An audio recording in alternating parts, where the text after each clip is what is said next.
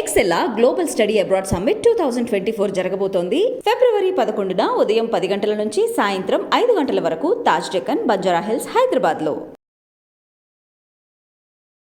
నమస్కారం, welcome to I dream. నేను విజిత. ప్రస్తుతం మనతో పాటు ఉన్నారు ప్రముఖ జ్యోతిష్య వాస్తు శ్రీ భారతీ శంకరాపీఠం వ్యవస్థాపకులు, వేదస్మార్ద జ్యోతిష్య ఆగమ ధర్మశాస్త్ర ప్రతిష్టాంత పండితావర్యులు బ్రహ్మశ్రీ అన్నవరపు తిరుపతి మూర్తి అవధాని గారు మనతో పాటు ఉన్నారు. ఇప్పుడు వారితో మాట్లాడి మరిన్ని విషయాలు తెలుసుకుందాం. నమస్కారం గురుగారు. ఓం శ్రీ మహాగణాధిపతయే నమః. గురువుగారు, మానవుల యొక్క మనుగడ ప్రశాంతంగా సాగాలంటే భగవంతుడి అనుగ్రహం అనేది ఖచ్చితంగా ఉండాలి అంటుంటారు కదా గురుగారు. అయితే మనకు ఆ భాగంలో చూసుకుంటే మహాశివరాత్రి మార్చి 8వ తారీఖు రాబోతుంది గురుగారు. ఈ మహాశివరాత్రిని మనం ఏ రకంగా ఉపయోగించుకోవచ్చు అంటారు గురుగారు? ఓం వందే శంభుమాపతిం సురగురుం వందే జగత్కారణం వందే పన్నగభూషణం మృగధరం వందే పశూనాం పతిం వందే సూర్యశశాంకవహ్నినయనం వందే ముకుందప్రియం వందే భక్తజనాశ్రయం చ వరదం వందే శివం శంకరం. ఓం నమః శివాయ. నమామి సద్గురుం శాంతం ప్రత్యక్ష శివరూపిణం. మహాశివరాత్రి, రమ్యక రాత్రి, యోగరాత్రి, మహాశివరాత్రి అంటారమ్మ. ఎందుకంటే 29 పుష్కరముల అనంతరం అనగా 349 సంవత్సరముల తర్వాత అదే వారముతో అదే నక్షత్రముల 2 నక్షత్రాల కలయికతో వచ్చిందండి అద్భుతమైన శివరాత్రి. చాలా యోగం కూడా అది. మామూలుగా శివరాత్రి అంటే మన పెద్దవాళ్ళందరూ కూడా జన్మకో శివరాత్రి అంటూ ఉంటారు. అవును గురువుగారు. జన్మకో శివరాత్రి అంటే నాకు తెలియక చిన్నప్పుడు ప్రతి సంవత్సరం శివరాత్రి వస్తుంది కదా, జన్మకో శివరాత్రి అంటే ఏంటి అని అనుకునేవాడిని. వీటిని అంటారండి జన్మకో శివరాత్రి, జన్మల శివరాత్రి. అంటే నాకు తెలిసి ఒక 6 తరాల క్రితం వారు చూసుంటారు, 6-7 తరాల క్రితం వారు ఇటువంటి శివరాత్రిని చూసుంటారు. మన తర్వాత మళ్ళీ ఒక 6-7 తరాల వరకు కూడా ఇలాంటి శివరాత్రిని చూసేటువంటి అవకాశం ఏమాత్రం కూడా లేదు. అంత గొప్పది. ఈ జన్మలో మనం చేసుకున్నటువంటి గొప్ప యోగము ఏమిటంటే 349 సంవత్సరాల తర్వాత అదే ఒక్క యోగంతో ఏదైతే శివరాత్రి వస్తుందో ఆ శివరాత్రిని ఈ కళ్ళతో మనం చూడటమే యోగం. ఇది కూడా ఎంత అంటే ఈశ్వరుడు దయామయుడు అంటారు. ఈశ్వర శంకర అంటూ చెంబు నీళ్ళు పోస్తే ఆయన ఆనందపడతాడు అంటారు. అటువంటిది మీరు అన్నారు చూసారండి, మానవ జీవితం ఎలా మనుగడ సాగాలని చెప్పి. ఆ మనుగడకి ముప్పు అనేటువంటి చాలా గొప్పగా వాటిల్లే పరిస్థితి ఉంది. దాని నుంచి అందరూ బయటపడాలి అని అంటే ఏం చెయ్యాలి అని ప్రతి ఒక్క మనిషి ఆలోచిస్తూ ఉంటాడు. కాబట్టి ఈశ్వరారాధన శివరాత్రికి చెయ్యనరా అని చెప్పి బహుశా ఏనాడో దీన్ని రాసిపెట్టి ఉంటాడు. ఎందువల్లంటే మనకు రేపు యుగాది వస్తుంది ఖచ్చితంగా శివరాత్రి తర్వాత నెలకి. ఉగాదికి కుజుడు రాజు అవుతున్నాడు. ఈ రాజు కుజుడు అవటం వల్ల ఏం జరుగుతుంది అంటే అతను రక్తకారకుడు, రోగకారకుడు, రుణకారకుడు. ఇది ఉంది ఇది లేదు అనేటువంటి అన్ని రకాల సమస్యలు ఉత్పన్నమవుతాయి. కుజుడికి తోడు శని తోడయ్యాడు. ఈ ఇద్దరు తోడవటం వల్ల ఏంటంటే అండి సంగ్రామాలు చాలా జరుగుతూ ఉంటాయి. దానికి తోడు స్వతహాగా కూడా అంటే వాగర్ధ వివ సంపృక్తౌ వాగర్ధ ప్రతిపత్తయే జగత పితరౌ వందే పార్వతీ పరమేశ్వరు. జగత్తు మొత్తానికి కూడా తల్లిదండ్రి పార్వతీ పరమేశ్వరుడు. వారి యొక్క సంతానమే మనమంతా. మనం ఎవ్వరము కష్టపడకూడదు అని మీరు గమనించినట్లయితే గత 3 రోజుల నుంచి చూడండి, ఎండ విపరీతమైనటువంటి ధోరణిలో ఉంది. మామూలుగా శివరాత్రి అయ్యే వరకు కూడా మనకి ఎండ తగలదు. ఎప్పుడు శివ శివ అంటూ చలి వేరిపోయిన తర్వాత నుంచి మనకు ఎండ వస్తుంటుంది మినహాయిస్తే శివరాత్రి వరకు కూడా ఆ ఎండ మనం చూడం. నిన్న మొన్న చూడండి వేడిగాలులు కూడా అంటే ఒక మండు వేసవి ఎలా అయితే ఉంటుందో ఆ రకంగా మనం చూసాం. ఈ రావటం వల్ల ఏంటంటే తర్వాత కాలమునందు ప్రకృతి యొక్క ప్రకోపానికి మనం గురి కావాల్సి వస్తుంది. ఇటువంటివన్నీ వస్తాయి కాబట్టి ఈశ్వరుడు ముందుగానే ఒక్కొక్కదానికి ఒక్కొక్క ప్రేరేపణ చేస్తూ ఇన్ని సంవత్సరాల తర్వాత ఏం జరుగుతుంది అనర్థం దీనికి జరుగుతుంది, ఈ అనర్థం జరగకుండా ఉండాలంటే అక్కడ ఏం చేయాలి? ఈశ్వరారాధన. దీనికి ఈ యొక్క శివరాత్రి చాలా విశేషమైందమ్మా. అది దృష్టిలో ఉంచుకొని కూడా అంటే ఈశ్వరుడికి అభిషేకం చేస్తే లయకారకుడు అంటారు కదండి, మన ఈశ్వరుడికి అభిషేకం చేయటం ఏంటని కూడా కొన్ని సందేహాలు వస్తాయి. అమ్మవారు యుద్ధం చేసి రాక్షస వధ చేసేసిన తర్వాత ఆ ఆవేశం మీద అమ్మవారు వస్తుండగా ఎక్కడ అడుగు వేస్తే అక్కడ భూమత్తం కూడా బద్దలైపోతూ ఉంటుంది ఆ ఆవేశం మీద. బ్రహ్మాది దేవతలందరూ కూడా ఈశ్వరుని స్తుతిస్తారు. నాయన శంకర ఏంటయ్యా ఏంటి పరిస్థితి అంటే, శంకరుడు వెళ్ళి అక్కడ కింద పడుకుంటాడమ్మా. అమ్మవారు వచ్చి హృదయం మీద కాలేస్తుంది. కాలు వేసినప్పుడు ఆ ఒక్క ఇది మొత్తం అమ్మవారికి తగ్గిపోయి శాంతి అవుతుంది. మళ్ళీ లయకారకుడు అంటే మనం నాశనం చేసేవాడు అంటాం, నాశనాన్ని కూడా తీసేసేటువంటి వాడు. లయం ఉంటే మనం ఏం చేస్తాం, మొత్తం భస్మం చేస్తాడంటాం, భస్మం అయ్యేటువంటి దాన్ని కూడా బాగు చేసేటువంటి వాడు లయకారకుడు అంటే. అది మనకు తెలుసుకోవడం అనేటువంటిది ఈ జన్మ కష్టం ఎవరికి. అటువంటి ఈశ్వరుడికి సంబంధించి ఎన్నో రకాలవి తీసుకొని కొన్ని విధానాలు నడుస్తున్నాయి. ఆ శివరాత్రి సమయంలో ఈశ్వరారాధన అనేటువంటిది చాలా బహు ప్రాముఖ్యత. అందులోనూ ఈ 349 సంవత్సరాల తర్వాత వచ్చేటువంటి ఈశ్వరారాధనలు మేము ప్రత్యేకంగా 72 గంటల సేపు చేస్తున్నామమ్మా. న భూత అంటే జరిగినటువంటి కాలంలో ఇప్పటివరకు కూడా 72 గంటల సేపు ఏకధాటిగా ఒక నిమిషం కూడా మధ్యలో ఆపకుండా జరగటం అనే రుద్రపారాయణ రుద్రాభిషేకం జరగటం అనేటువంటిది జరిగినటువంటి ఇన్ని వేల సంవత్సరాలలో 72 గంటల పాటు ఎక్కడా కూడా చూడలేదు, జరగలేదు, వినలేదు. మీరు గూగుల్లో కూడా సెర్చ్ చేయండి, ఎక్కడా లేదు. ఇప్పుడు మనం చేసిన తర్వాత గూగుల్లోకి వెళ్ళాలి. అది అంతే. అది కూడా మీకు పాశుపతం అంటే మీరు వినే ఉంటారు, మహామంత్రము అంటారు. ఆ పాశుపతంతో చేసేటువంటిది ఏదైనప్పటికీ కూడా 10,000 రెట్ల ఫలితాన్ని ఇవ్వాల్సింది. ఆ పాశుపతం అనేటువంటిది రుద్ర పాశుపతం, రుద్రాన్ని రుద్రంతో అంటే ఓం నమో భగవతే రుద్రాయ, ఓం భూర్భువస్వ, ఓం నమస్తే రుద్రమన్యవ ఉతోత ఇషవే నమః, నమస్తే అస్తు ధన్వనే బాహుభ్యాముదతే నమః, యాత ఇషు శివతమా శివం బభూవతే ధను, శివాశరవ్యాయాతవతయా నో రుద్రమృడయా, యాతే రుద్ర శివా తనూరఘోరా పాపకాశిని, తయానస్తను వాశంతమయా గిరిశంతాభిచాకశీ, యామిషుం గిరిశంత హస్తే. ఈ రుద్రం నమ్మకము అంటారమ్మా. ఇది మొత్తం 27 క్వశ్చన్స్ ఉంటాయి ఇందులో. ఇది మొత్తం పూర్తి చేయాలంటే ఇలానే చెబితే 20 నిమిషాలు పడుతుంది, కాస్త స్పీడ్ చెప్తే 10 నిమిషాలు అయిపోతుంది. కానీ ఇదే రుద్రాన్ని రుద్రంతో సంపుటి చేస్తే ఒక రుద్రం 62 గంటలు పడుతుందమ్మా. ఒక రుద్రం 62 గంటలు పడుతుంది. ఏకధాటిగా అక్కడ కూర్చొని చోట నుంచి కదలకుండా చేస్తూనే ఉంటే ఒక 15 మంది వస్తారు. అక్కడ కూర్చొని చేస్తూనే ఉంటే 20 నిమిషాలు లేదంటే 10 నిమిషాలు అయిపోయేటువంటి రుద్రము అనులోమ విలోమంగా సంపుటి చేసుకుంటూ వెళ్తే మనకు 62 గంటలు పడుతుందమ్మా.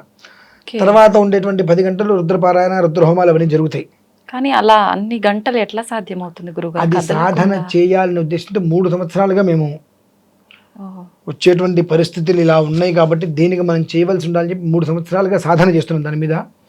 ఆ ఈ శివరాత్రికి దాన్ని కార్యరూపంలో తీసుకొస్తున్నామండి. ఇట్టి పరిస్థితుల్లో జరిపించి తీరవలసినదే. దానివల్ల ఏంటండి లాభం, ఎవరికి ఉపయోగం? మీకు, నాకు, ఆయనకి, వీళ్ళకి ఉపయోగం కోసం కాదమ్మా. భూమి బాగుండాలి, రైతు బాగుండాలి, పశుపక్షాదులు బాగుండాలి. ఇవన్నీ బాగుంటే మనం బాగుంటాం. అవును గురుగారు. అవన్నీ బాగాలేకపోతే మనం ఎక్కడ బాగుంటామమ్మా? పశుపక్షాదులు, రైతులు వీళ్ళందరూ బాగుంటేనే పంటలు వస్తాయి. పశుపక్షాదులకి పంటలకి సంబంధం ఏంటండి అంటారు. పశువులు పంటలు నాశనం చేస్తాయి కదండి పక్షులు. అవి వేప చెట్టు ఎక్కడైతే ఉంటుందో అక్కడ లక్ష్మీ పడతామమ్మ. వేప చెట్టు మీరు కానీ నేను కానీ ఎవరైనా పెడుతున్నారా?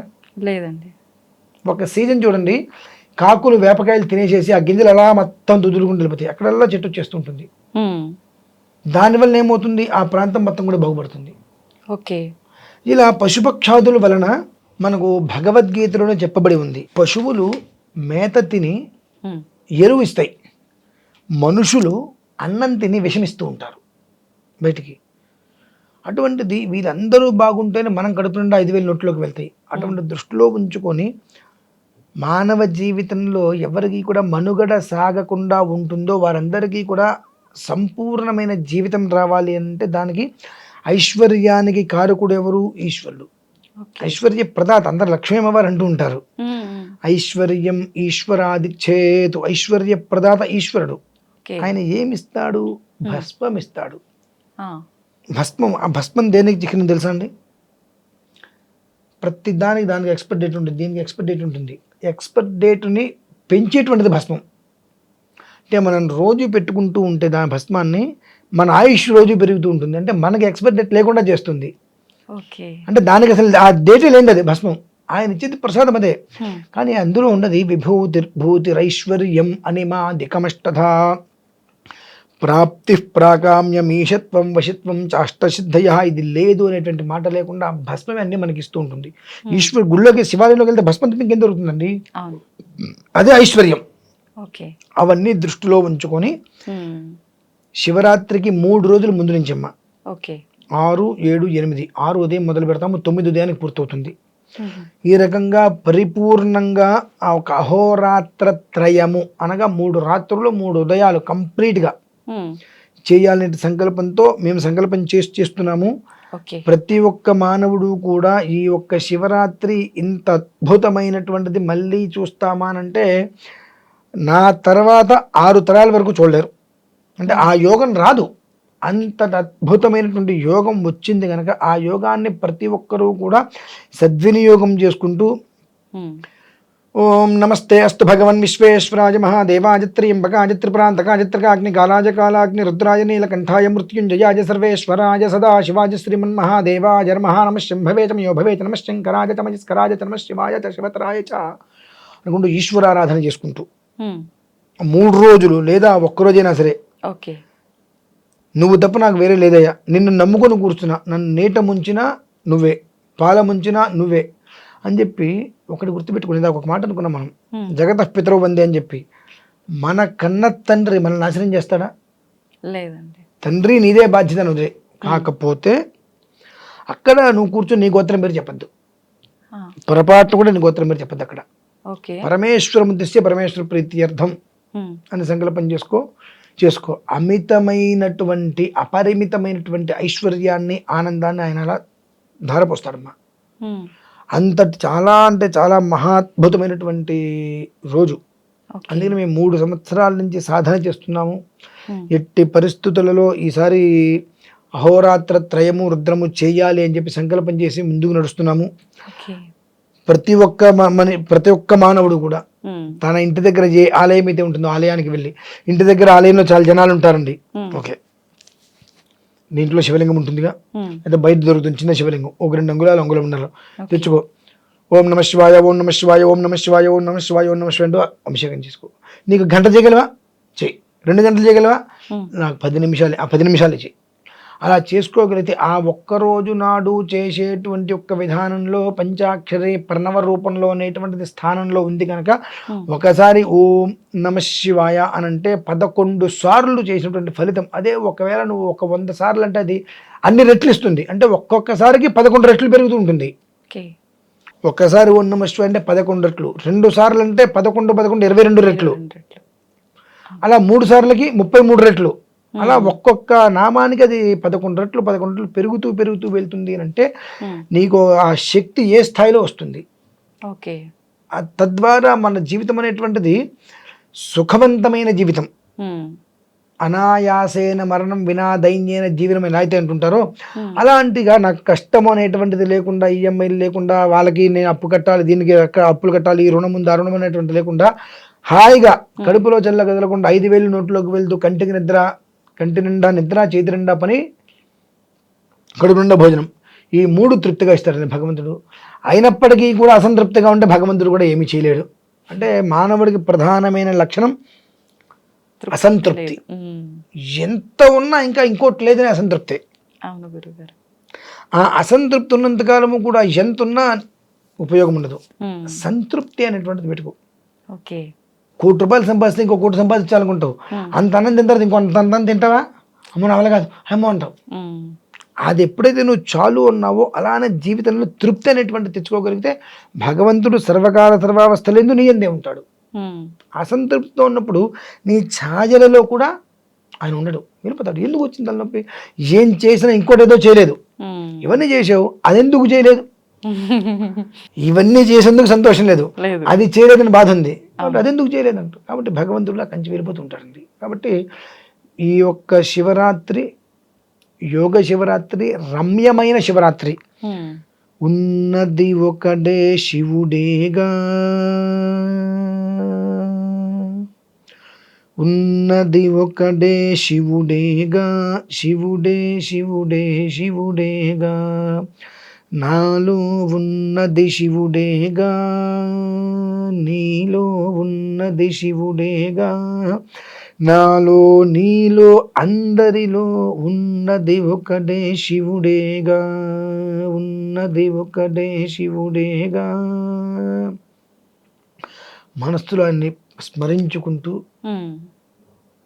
ఆయన ఆరాధన చేసుకోండి. ఓకే.